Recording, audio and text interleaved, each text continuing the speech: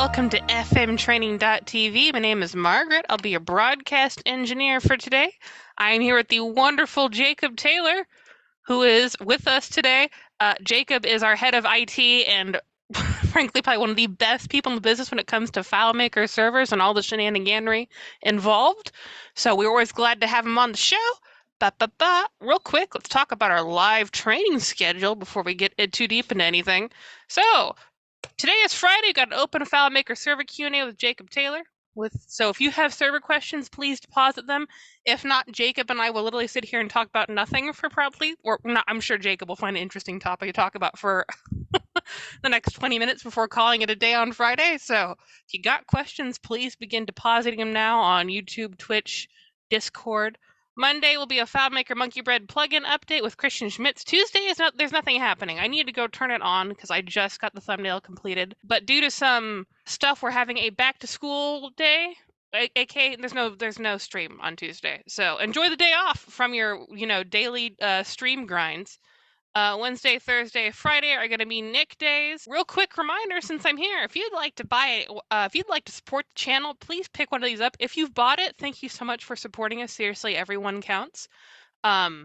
These are really great little bite-sized videos that come in it's like each one is like at least 100 hours. This one comes with FileMaker if you really want FileMaker and you don't have it. It's really great for beginning FileMaker developers who have literally no idea how they're going to do FileMaker, but they need to get stuff done with FileMaker. They decide they want to learn FileMaker. This is a great series. This is also a great series for filling in gaps in your knowledge. Like we have entire sections and chunks on relationships, variables, calculations, all that jazz.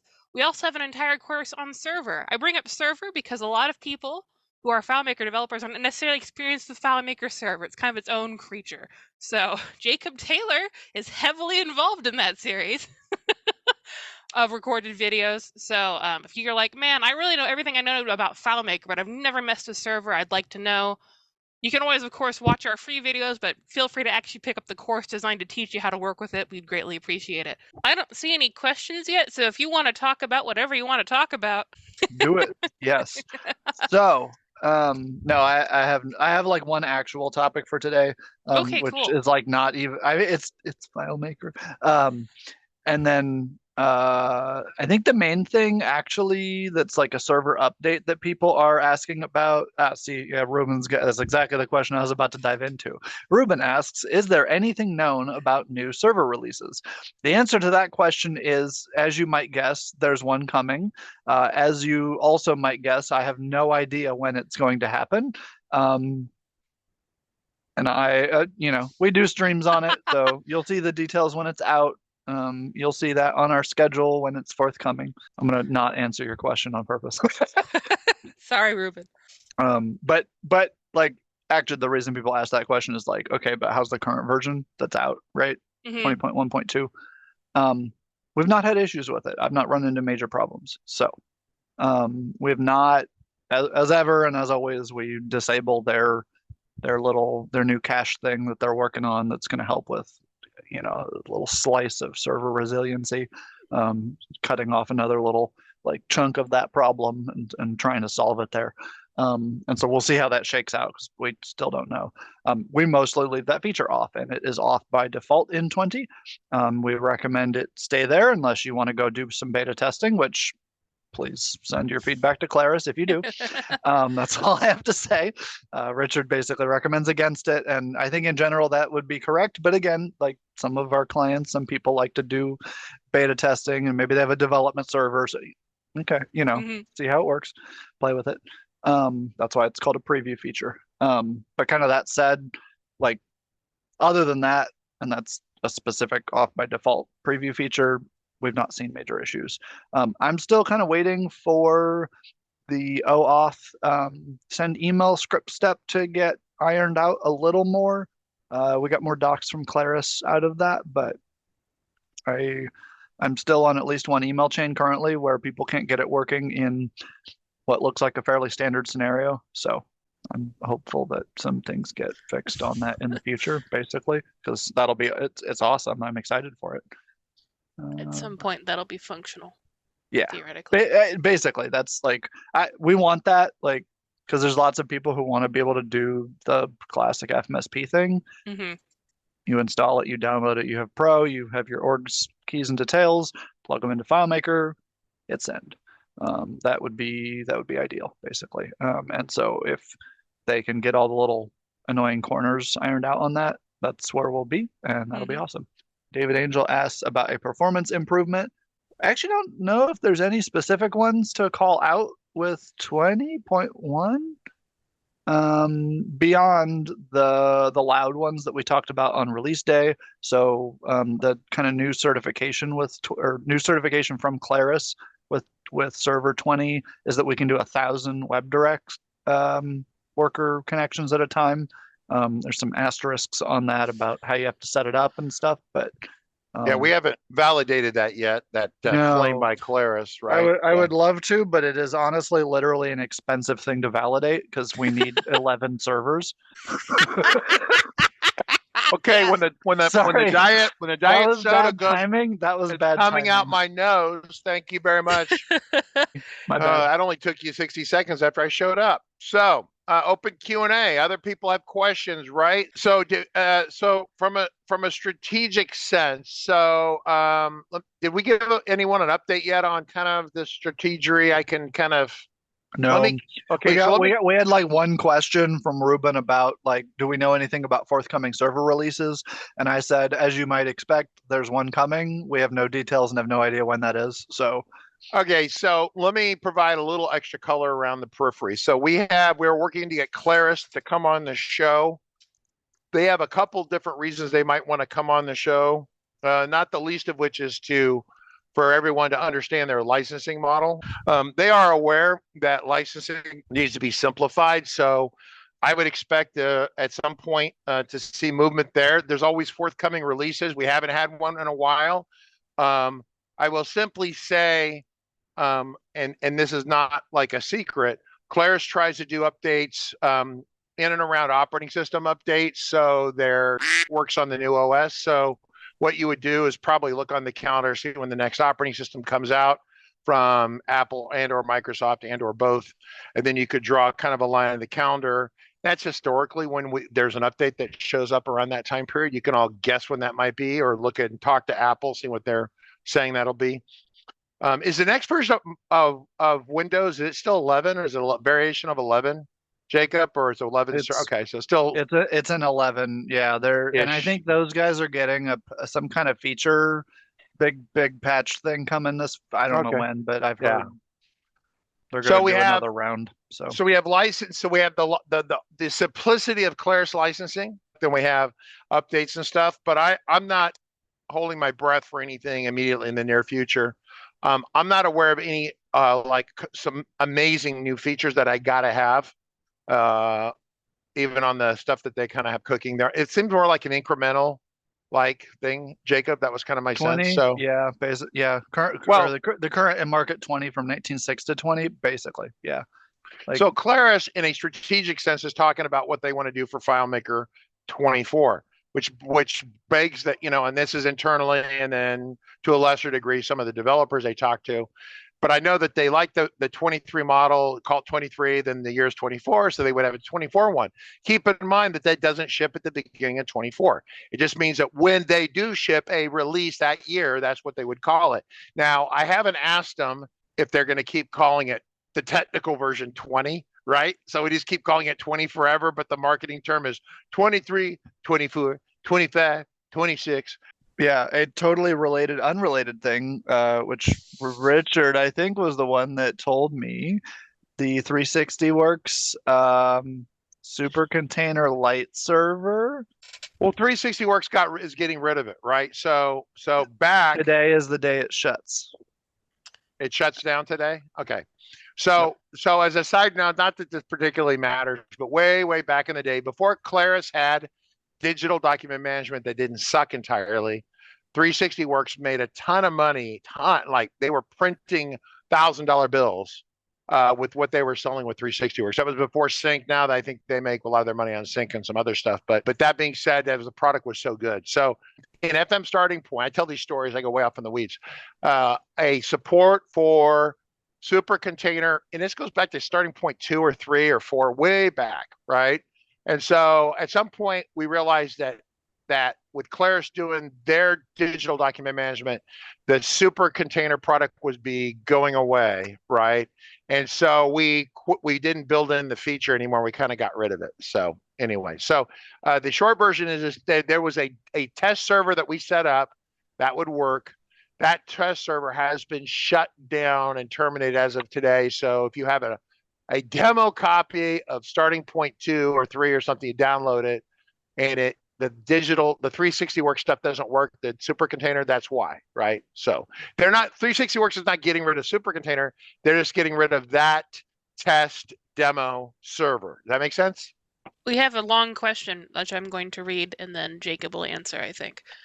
Is there any evidence of a memory leak in the current FMP client? I have a looping script that sends emails, and it seems to hang after sending about 100 emails. I'm working with 360works on this. We have a number of things to check, but it acts like a memory leak. Wait. Is this me? Is they talking about me behind my back, Jacob? Maybe. It sounds like me. Okay, can I ask the one? Who is it? Who's asking this question? It's Ken. Okay. No, okay. Ken No, Dooley. Ken Balloon. Oh, okay, that's right. Yeah, you have to call him Hot Air Balloon Ken, as in I'm gonna fly by the tower at 5 knots, right? That guy. So, are you sending it from Pro, or are you having PSauce or Sassy send it? I don't know that it matters, but I just thought I would ask that up front, Ken. And Ken says. He says Pro. Okay. You want me to do this, Jacob? Or you want me to do it? I pasted the doc page for him. Okay. Because we figured it out and killed this already. So the short answer is it's not a memory leak, but there is a bug. You are hitting a bug. We hit the bug. I think our number of emails was slightly larger, but like 1,000 or something. Yeah. Yeah, it would freeze up Pro. Like it would. It generally doesn't crash Pro on the Mac, but it hangs, and you get like a spinning beach ball. Is normally what I see. Yes. Yep. And so if that looks like what you're running into, Ken, yeah, correct. So check I pasted the link. There is a magic command, and it's. Can you go back to that? Can you go back to that on your screen and show that? Yes. 360 works. There it is. And then it's this, which has no documentation, which is perfect. I think I can show you like one of ours somewhere that has it, but basically you set it to false. You set variable something email. I can talk about this real quick if you want to go look for it, and I can talk about it real quick. Why don't we do that? So this is where two people are better. So let me just tell you on our situation, what happens is that I send out the company, our campaign newsletters, they go out to 28, 30,000 people, something like that. Do it twice a week. Our open rate on the email delivery rate's 97, 98%, 99%. The open rate's like 40%, right? It's really high. So we have really good people who love our emails. So anyway, so what happens is that every time we do a send mail command, so a lot of people say, hey, it's one email, go block it and send it to everyone. And let me keep going here. Give me a second, Jacob. Just drink something and give me a second. I'm setting this up.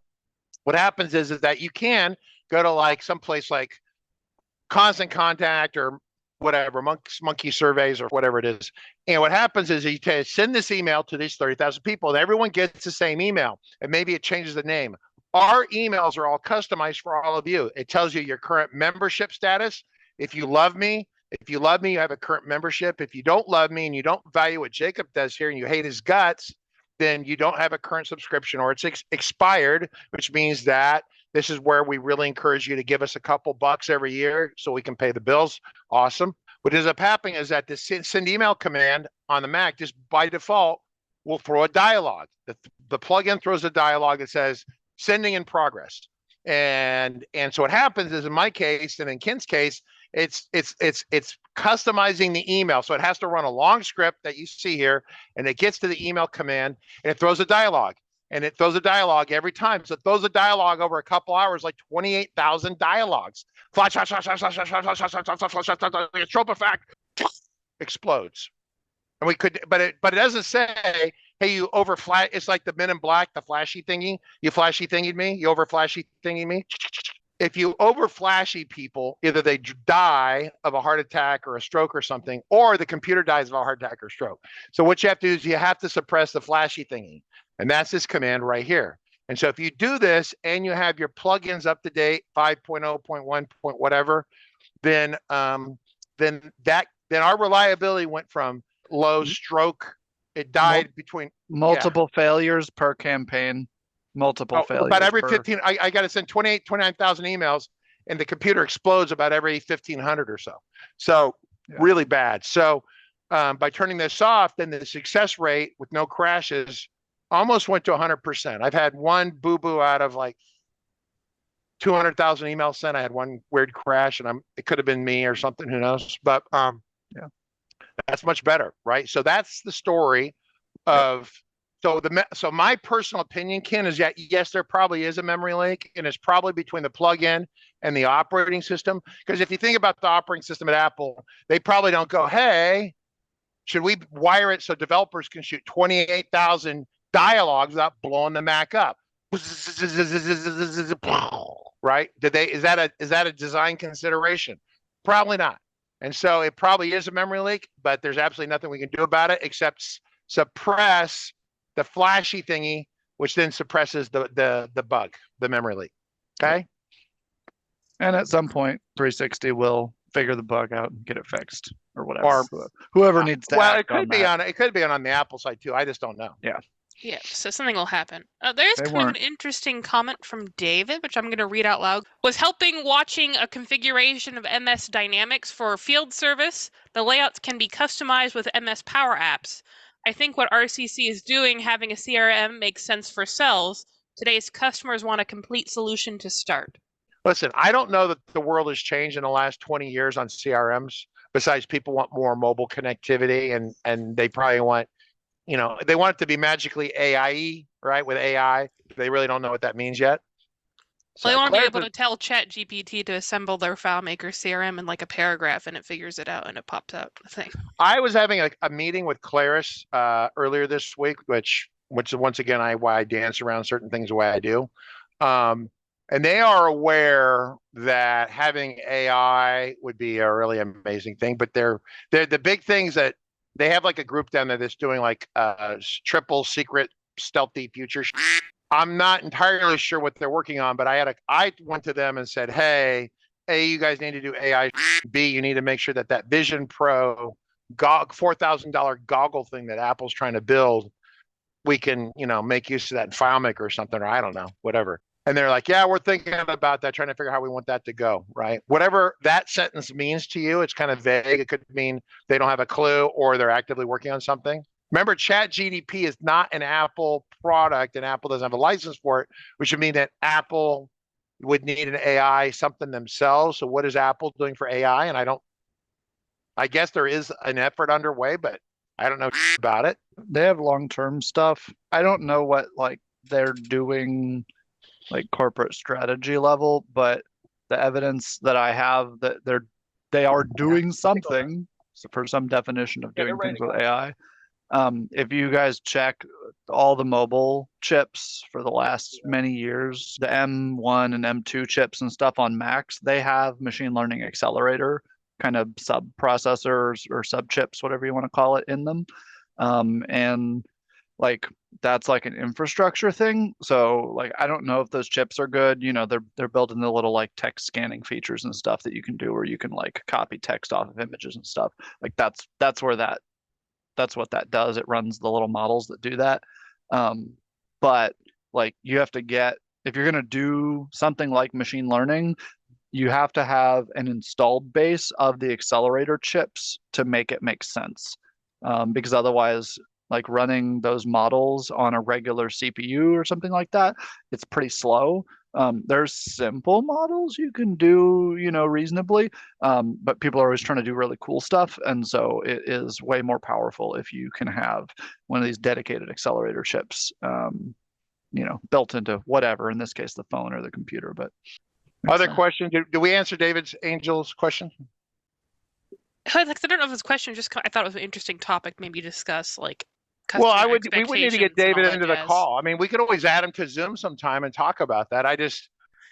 In terms of the canned, that was the whole point with if you wanted a completed CRM, and you didn't need the design flexibility of FileMaker, then why would you ever use FileMaker, right? Why not use Salesforce or something, right? So I mean, the benefit of FileMakers allows us to do it doesn't take a rocket scientist to do super awesome customization and modification, right? So that's the benefit of the platform. But if you never want to, it's like customers that come along and they say, we just want it completely done and never to modify it at all, then please buy some big ass pre-canned thing that's locked in concrete, right?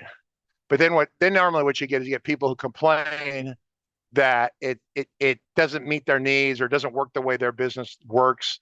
It doesn't, and they make us do it their way, right? So it's always the grass is always greener on the other side of the fence, right?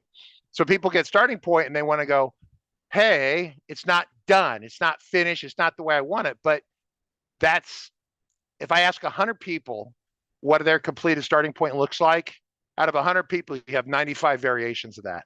There'll be 5 people who will need the same as someone else. Everyone else, 95% of them will want something different customized. These guys here are classic, absolute custom to their workflow, and they have their own workflow. They found a bug on it yesterday or a day before where I had a portal sort. I had a script running and it would put something in that would change the portal sort and commit the record, and so that portal would either fly off the screen or go somewhere. And then I'm still trying to set fields to that row, but the row, my target row, has changed, right? And so it's setting data on the wrong record of the portal. I'm like, oh, I suck. Nothing like meeting your customers in person to see how your code works, right? No, it's humbling. It's horrifically educational, humbling, gratifying when they're happy. It's all that. So I have 2 comment questions from YouTube. They're both somewhat inflammatory. So I'm going to pick the least inflammatory one first. So first, Dave White. Hi, guys. Totally unrelated. This is from Dave White. Totally unrelated question, if I may. What are your thoughts on the new Claris digital badges? Is it still worth completing the FileMaker certification before it gets pulled in December? The current associate level badge basically asks, are you alive and are you breathing? And how do you spell Claris? And then you get a badge. It's not quite that bad, but it's pretty close. They need to do weren't they talking about a higher level, like a low level than a high level, Jacob? Yeah, I don't know. they're gonna have, I think it's gonna be in honestly, like everything else, like a low, middle, and high, or a low and a high. I don't know which, but something. We know there's an advanced or something like that. I don't know what the name's gonna be, but top tier one coming at some point. And that has to mirror kind of more or less what the current test is to a degree, like those harder level of questions, right? So so do I have an opinion on that? They have to give us something basically for the senior engineers to be able to pass. So hey Jacob, if you want to pull up your Discord and clicky the thing that Jonathan shared with us. I was just looking at that. That's the answer. Yes. We have the names now. Thank you, Jonathan. I'm going to bring this up on Discord, and then I think I can. Here we go. So they're going to have 3 levels. Yeah, it'll be associate, specialist, and expert. It sounds like is the naming they're going with. So the expert will be their future test that they have to put together. But once again, I only just tell you that the same crew that's overwhelmed doing DevCon is basically it's their marketing developer relations group, all 8 of them or whatever there are of them. I don't know if there's even that many people there anymore, and they're the ones that have to put this together. So, next question. Do we want to do the media sandbox? Yeah, he periodically pulls grenade pins and rolls them at me just to see what happens. So I don't mind. FM, Matt Navarre's group met last week and discovered that not one of the 60+ devs have any Claris Pro users. This is from Media Sandbox. Okay, yes. So what's the question again? Matt Navarre. It's a comment. Dig FM's Matt Navarre's group met last week and discovered that not one of the 60+ developers have any Claris Pro users. That makes sense. That's not inflammatory at all. Well, okay, let me help you with this. See this book right here? This is the shortcut guide to understanding Claris licensing. Okay, it weighs 20 pounds. Page 1. If you are a nonprofit or educational and you work in Antarctica, but you commute to Africa on the subway, go to page 35. Go to page 35. Page 35. If you see polar bears, you are eligible for a 5-pack license starting at $999. Okay. This is not even remotely confrontation. This is just fact. We don't use Claris Pro internally. To get Claris Pro, you have to pay an extra 25%. You pay the extra 25% and they remove a number of key essential features that you must have. So there are a couple companies, if I had to guess, say 30 worldwide, who are using Claris, the Claris platform as it envisioned. Everyone else was waiting. It's like crossing the street in San Francisco. I don't know if you guys know anything about this. If you cross the street in San Francisco, you better, your head's like this constantly. If you're talking to someone on the phone, you're going to die. Okay. So the rest of us were on the sidewalk in front of the Claris building going, who's going to step out and use this new shit? Anyone? So Claris is aware that it's not, that their licensing and sales strategy is not successful, and the quick start guide is not helping. Yeah, the only follow-up comment is I suggest Claris spend 20 minutes and watch anybody on board to Smart Suite to get a new user shop collaborating and using AI to market a brand. We should put that into Connect, right? I think you could probably use Connect. I think there's a lot. Okay, so by the way, Calvin, one of my engineers, you guys seen Calvin before. They saw him yesterday. He called me. He goes, boss. I go, what? I'm busy. He goes, I got my first Claris Connect project that I'm excited about. I'm like, really? They don't have like a gun to your head and hold you hostage? He goes, no, this is going to be cool. It's exciting. It's Claris Connect. So first time my senior engineer has been excited and given a shit about Claris Connect since it came out in essentially 2019, when they bought it and announced it, and then they shipped it 6 months later, and then took a while. Yeah. So he's actually excited about it. So Media Sandbox just wants to watch me blow up on Claris, but I don't have to blow up on Claris because their sales reflect the level of complexity here. They're not, it's way too hard. The reason Claris is, they have a great, once you get into the platform, it's great. They have a great community that still uses it, loves it, that's dependent upon it. And that's why they're still in business, to be very clear. Yeah, so I'm looking forward to them, Claris, simplifying this quite a bit. They need to simplify their licensing. They need to simplify the onboarding. Once again, their biggest problem is that they have this, it's a benefit and a problem. The legacy community, if you want to call the word legacy, that's not really a great term, but it's a term that's the people that have been using FileMaker for a while, people that use it all the time, they're the ones that keep paying the bills to keep them running down there. If you're a brand new third-party product, like out of the blue startup company, you can do whatever the hell you want, and you don't have to worry about breaking anyone else's because you have no customers, right? You have no people. So from a clean blank slate, it's easy, relatively easy, to build some sort of process that's amazing, right? But if you have 1 million active customers or 2 million active customers or whatever the number is for Claris, it's a pretty big number.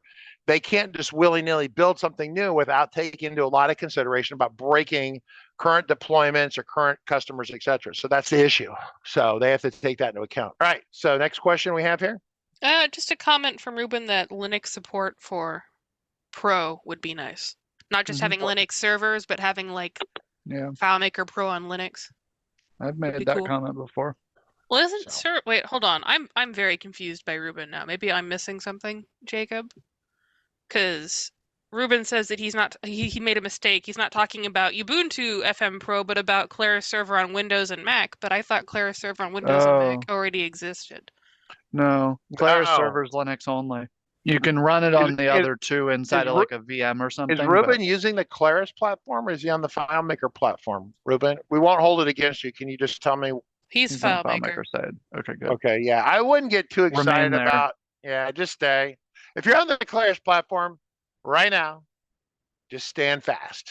I can say nothing more. Just stand fast.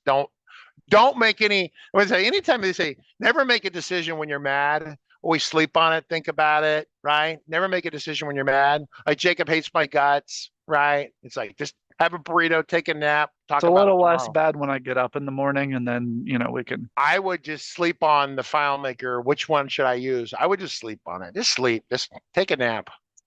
We'll tell you when to think about it. Trust me, I will keep you out of trouble. Okay. But if I say too much more, then I get shot. And they haven't, never official until they decide to do whatever they're going to do. Right. Yep. Everyone should Do you know if the typical workaday options like Airtable, etc., use a MongoDB type or SQL database? So I guess they're asking if we know what the base code is for.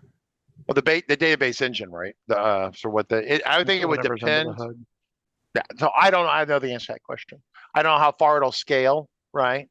That's the whole thing with Claris Studio, right? Claris Studio is Claris's attempt to try to like do some sort of Airtable thing, right? Except that as a professional developer, I don't give a shit about Airtable. But if you're an end user and you know nothing, then getting into Airtable is simpler. The problem is you run out of gas with that much faster, right? Right. It's the same issue like with Claris Studio right now. If you go to Claris Studio and you want to have kind of some detailed controls of security, like who can see what and that kind of sort of stuff, that's not in there. If you want to understand backups of your data set in Claris Studio and have the ability to restore that, that doesn't exist. It's very Airtable-y, and as a professional developer, when you call customer, like say Ruben, we're helping Ruben. Ruben says, "Hey, I accidentally deleted 500 really important invoices out of my system or something, right? Can you restore them?" If I'm on Airtable and or Claris Studio, who are you going to call to tell them to roll your database back, right? Is that even thing that you can do? With Studio, you can. I don't think Airtable does it either, right?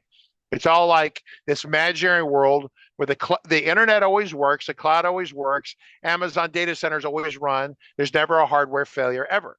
There's no power outages. By the way, real quick, all of you in Southern California, and so Hillary is heading for Southern California. If you have an on-prem FileMaker server, it's gonna drown. Just so all of you know, we had a customer in the middle of that Hawaiian disaster, and the fire went there and wiped out his shit. They didn't lose their home. His office is burned to the ground, incinerated, gone. But FileMaker is on an Amazon server, protected in the cloud. So saved by FileMaker Server. So as long as he can get a computer going, and what he's done, but if you were using Airtable, he's screwed because they still have no internet over there, right? Some people have set up some of Starlink things, but everyone's surfing on it and it's no performance. So he said, since it's FileMaker Pro and FileMaker's so awesome, can you make a local copy for me? I could run it on the laptop temporarily until the internet comes back. So it's on-prem, saved by on-prem. All these other products don't have on-prem. So when the rubber meets the road, the shit hits the wall, right? You need a product that can kick. That's what FileMaker does. That's why I'm still here. Because if he was using Airtable, the data would still be there, but it would be inaccessible until the internet comes back. The internet might be back there in a month or two because it's all incinerated. What you guys have to understand, that fire went through there. The fire is so warm that it cooks all the plastics and the wire and the plumbing and everything that's underground. So unless it's like 20 feet underground, protected by that much dirt, it's all melted anyway. Yeah. So the wires have to be, every Ethernet cable, every fiber optic cable, everything there has to be ripped out and redone. So they are screwed. So he has an on-prem database. It's the only thing between him and being completely out of business forever.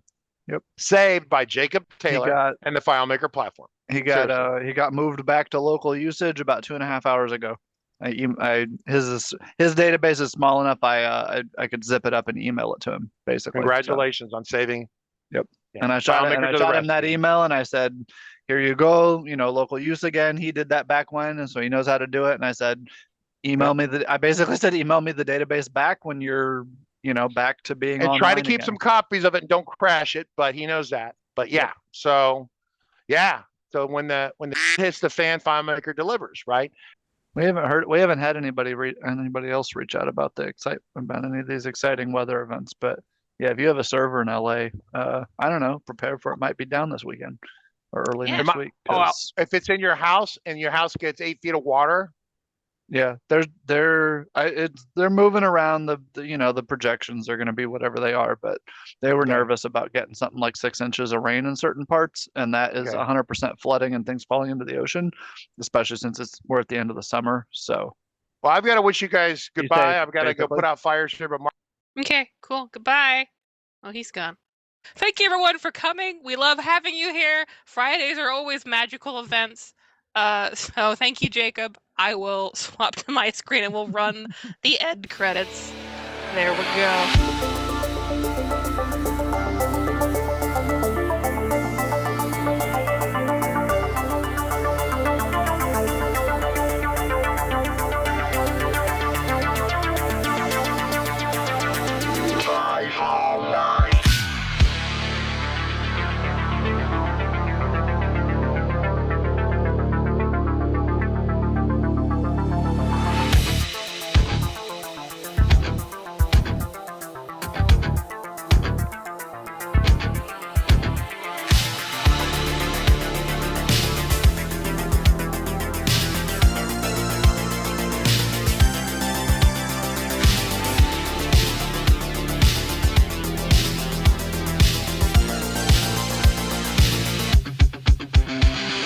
Got a report of an individual up here who may be a FileMaker license.